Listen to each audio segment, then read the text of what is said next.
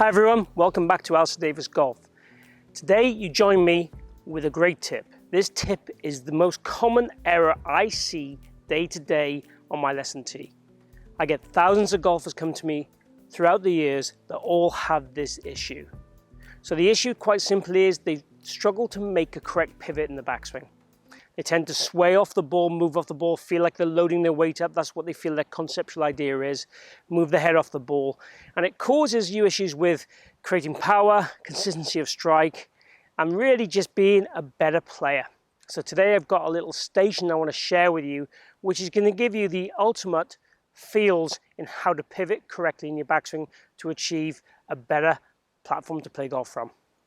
If you're new to the channel, please hit the follow button down below, the subscribe button down below, and join me on my journey and let me help you improve your golf. Keep watching to learn how.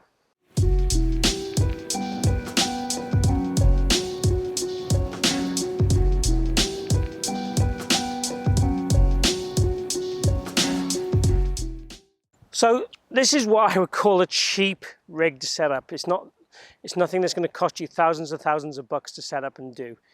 I've got a garden rod here from a local garden centre. I've got this set behind the golf ball, and I probably got it a club head width behind the golf ball as a rough guide. I've got another stick set out here, and if I take my address position, you'll see why this one's here. This is just outside my trail leg, and this is obviously just outside my head position. So this is about £5 UK. These obviously you can use wood dowel. These are alignment rods, but you can use whatever you want for these. You can use old shafts. So anything you have to hand you could use. The idea in this station is really to give you feedback. So I want to make a backswing in a minute, and I want to make sure I don't hit my head against this, and I don't want to hit my hip against that. So the idea would be basically in a correct backswing that we get in here. The only thing you've got to watch with this is it doesn't sink down. So if I take my setup here now, you'll see there's a tiny gap between the alignment rod and my hip, and there's a tiny gap between my head and the rod. So the idea being in the backswing, I'd want my hips to work, if anything, away from the yellow rod on the way back, or stay where they are, would be absolutely fine, but I want to make sure I got depth in my hips and turn in my hips. And at the same time, I want to make sure my head wouldn't hit this green rod, this green garden stick. So the idea then is I can achieve what I call a centered pivot without swaying off the ball. The common error I see all the time is people bracing their right leg like this, feeling that that's how they should transfer their weight or pressure. Now, transferring the pressure can be done just purely by having the arms out to the side. That will transfer pressure for me. We always want to make sure it's inside my control variables. So I never want to see my trail foot rolling over. I want to see the weight inside my feet, but working to the trail side. And for me, it would work up to about 80%. At the very start of the downswing, it's probably going to be more like 60% to 70%, depending on the golfer. But the weight will certainly get up to 80% about here when the arms are at the widest spot. And as we start to get into that transition area, the weight will start to move back towards the lead side. In terms of what we're talking about with the head, I will allow you to move your head up to about 1 to 2 inches, which is why there's a fraction of gap between this. But if you wanted to have less, you can make this tighter to your head again. And the hip, I'm happy for it to stay where it is, or even what I would call reverse it a little bit towards target. Both of those are okay. I wouldn't want to see it ever really bashing into this stick. As long as we've got the stick set up in the right place, that's the ideal scenario. Far too many golfers move off the ball too much, and then they haven't got the energy and space to get back in the ball and time it. So they end up very right-sided into impact, adding a lot of loft, scooping the ball, or hitting the ball heavy, or topping it, or thinning it. That's definitely things we do not want to see. So in order to create a correct pivot, the ideal for me would be that we would turn our hips, turn our body, turn our rib cage, and feel like we left bend a little bit, which is this way, and extend a little bit, which is this way.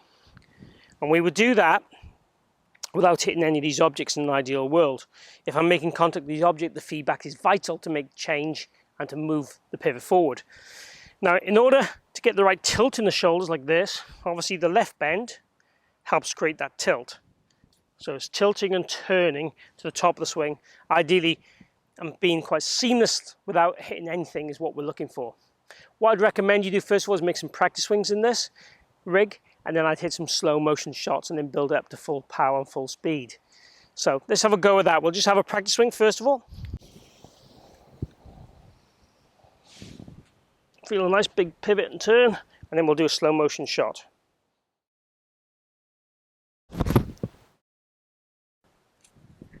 Hit it nicely, felt restrictive.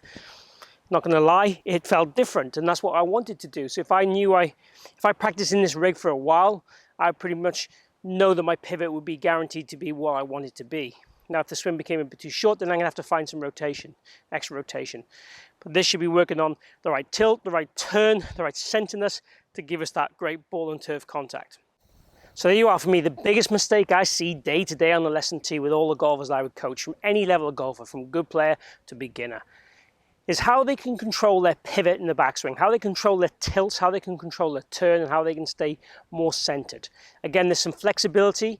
What I'm talking about here, about 1 to 2 inches with the head movement, and probably the hips can work more reverse, but I would never want to see them work laterally away from the ball. Now, if you can master that, for me, it'll give you much more consistency in terms of how you deliver the loft of the club, how you deliver the pressure onto the golf ball to get that ball and turf contact.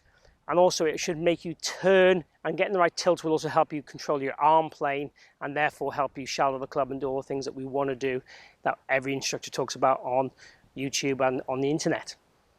So hopefully you've enjoyed that video. If you have, please click like and share the video. Also, if you have any questions or comments, post them down below. I welcome your feedback and I welcome your questions. I'd also love to have you join me in my journey on this channel by following or subscribing, by hitting my logo down the bottom corner, and also hit the notifications button, and that gets you all the latest releases as I post them. I post videos every week, all designed to lower your scores and improve your golf. So thank you for joining me here today at the Forest of Arden. Hope to see you again here very soon. Enjoy your golf in the meantime.